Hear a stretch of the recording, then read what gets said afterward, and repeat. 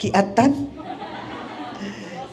Bisyoso? Unsa nang bisyoso? No, badlongon. O, tanan ninyong una-una, kisa may mga badlongon dire? Ay, sakas kamot be. Taki klaroon tanan, tora. Tora. Dito ay mga badlongon. So proud mo nga badlongon mo? Ha? Oh. Si San Agustin, no, one of the doctors of the church, no, usa sa mga pillars nato mga santos, no. Ang iya kinabuhi nasayod na mangyud mo nga badlungon ni siya. Badlungon kaayo pareho ninyo.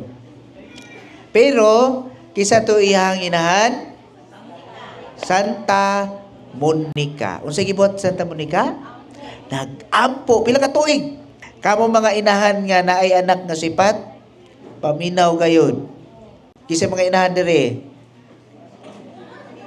Inahan nga naay anak nga sipat. Maayo kaya ti baby. Mao na anyong bantayan, no? Si Santa Monica, modelong inahan, grabe kaayo ang iyang pagsakripisyo, pag-antos, pagpailob, pag-ampo sa Dios.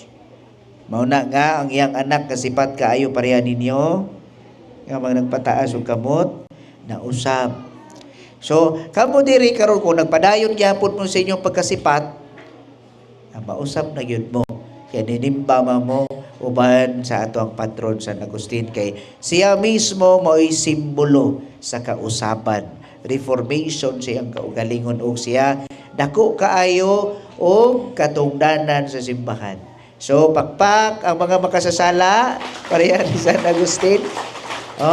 Pero karon na mo na siya santos uban nato modelo. So kamo ang hagit ni alang ka nato mga igsuon, ano na'y mag-usab.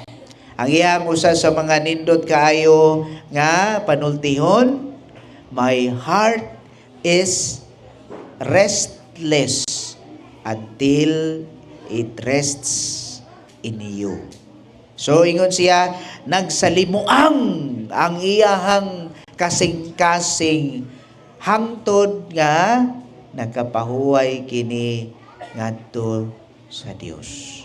So meaning to say, ang Ginoo ra ang makahatag og katagbawan. Bisag unsa pa nang nindot ninyong mga kalipay nga naa karon matag adlaw nga enjoy kaayo mo, dili na tinuod makahatag og tinuod nga katagbawan. Ang ato ebanghelyo unsa gihisgutan? Nagisgot kabahin og biyuda. Kisay mga biyuda diri, pataas ka mo. Usa ra gyud. Duha. Saluyo. Biyudo. Kisay mga biyudo? Paris na ron. Aw. Bitaw, no? Apa namatay man ng lalaki, so kinahanglan ang igsoon sa lalaki, kinahanglan mga asawa. Unya, mao day na atong tumanon ron? Ha? Sa'yo, bantay rin niya mo, ha? Unay mga biyuda, bantay mga biyuda. Ha? Kuyawan. Bitaw. Ang pasabot ni mga igsoon, sambingay kini siya, dili ni siya mauni nga literal nga pagsabot nga inyong sabton nga pangasawon ang nabiyuda sa Paris sa igsoon.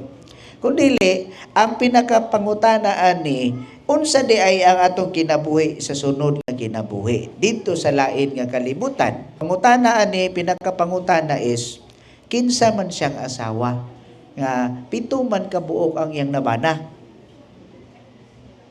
Kakinsa man siyang asawa? Wala. Minaw gyud, very good. Wala kay nganuman dito sa laing kalibutan ang atong kinabuhi dire lahi na dito. Dito na namoy mga pako. Na namoy mga pako sama sa mga anghel. Wow. Mga makasasalang dagko. Abot dito na ipako. Kurata, no? Lahi na ito. Ilupad rag kalit. Tungod sa grasya sa Dios, kitang tanan walay angay. Kay nga naman, makasasala matang dagko diri. No? Dili ta angayan, makaabot dito.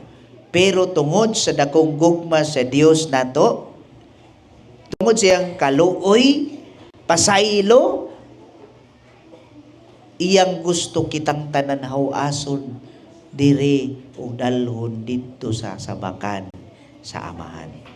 Dili ka malipay, ana. Pakpak, mga igsuon, alang sa atong Ginoong Dios. Inana siya ka mapasayloon. Dili pareha nimo nga karon dili ka pasaylo hangtod karon. Sige, tanawa na imong kaaway diha. Sige, lilia imong tupad.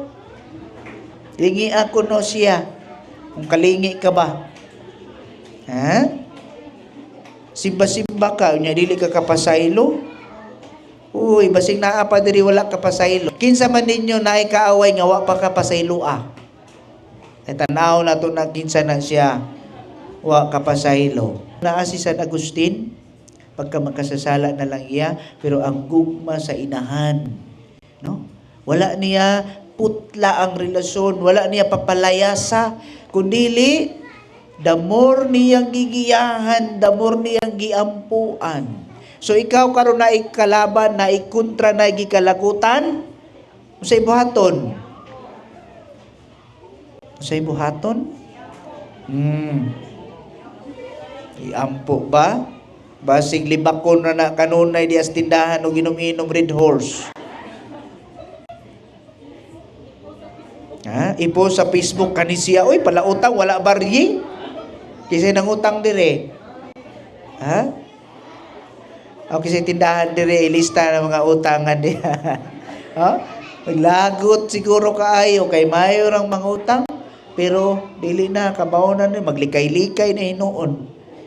Nahimo ng problema, nahimong away, nahimo ng dumot. Sulod sa pamilya managsuon. Wala siguro na diri oy. Silingan lang.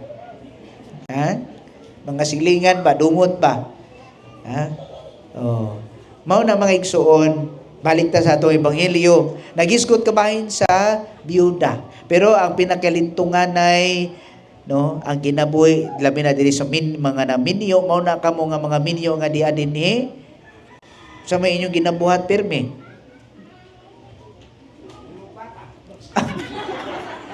Maghimog bata sakto man sa tay usa man di ay. Alangan maglisod kaayo mo, no? Taga taod-taod rosaryo. Taod-taod rosaryo. Ha? Maghimog bata kay wa may laing-lingaw tay. Mauman. Ingon ang atong ebanghelyo nga kinahanglan dunay anak. Nga unsaon man ni og wa kay anak. Di kinahanglan maghimong bata. Labi na diri sa inyong lugar nga pertimang tugnawa. Ha? Bitaw. Ang punto kung naay anak, grasya kana sa Dios nga gihatag, no? Pero dili pun magpatuyang. Bahalag tugnaw diha, manguhit si tatay, bahala ka diha, uy. Balibad sa diha, nay. Sige lang, patuyang. Unya man, nagkamuritsing na. Although again, it is a grace kung dunay anak. Grasya nga gihatag sa Dios, no? Alang sa managtiayon. So, pinakapunto, atong timan-an, nga atong kinabuhi, no? Naay Ginoo nga maoy makagagahom sa tanan. Ikaduha kita tawo apan dunay katapusan. Busa huna-huna ang atong kinabuhi dili lang taman dinhi. Kay kung ang imong focus nga ang atong kinabuhi diri lang sa kalibutan, na dili na lang taman nimba. Kay humag kamatay wala naman. So what is the point nga nun isimba ka karon?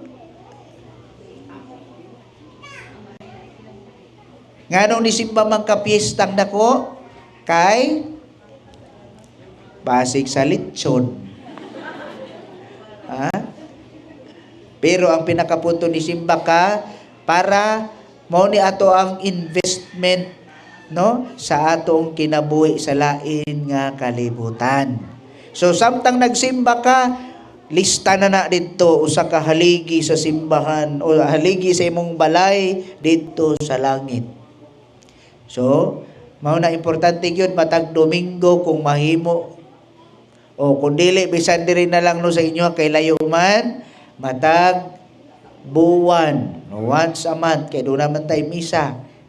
Kung may opportunity na ni simbag yun para sa Dios. Kay para lig-on ang atong balay sa langit. Bisang dili ta ang ngayan pero ang atong gibuhat ingon ani mao na ang gasa sa Dios pod ngadto sa kahitasan. So mga igsuon atong timan-an nga atong kinabuhi dili nato usikan busa gasa kaayo sa Dios kining tanan nga iyang gihatag ug gipabuhagay kanato. Ug angay natong pasalamatan siya ug mangayo kita sa pangama sa ato ang patron si San Agustin nga makamao kitang mopasaylo ug mag-usab kung dunay angay usbon sa atong kinabuhi. Tangtanga ang imuhang garbo, tangtanga ang imuhang kinaiya nga dili makaon. Ha? Aron kita magpuyo sa kanunay uban sa kalinaw ug gugma sa Dios.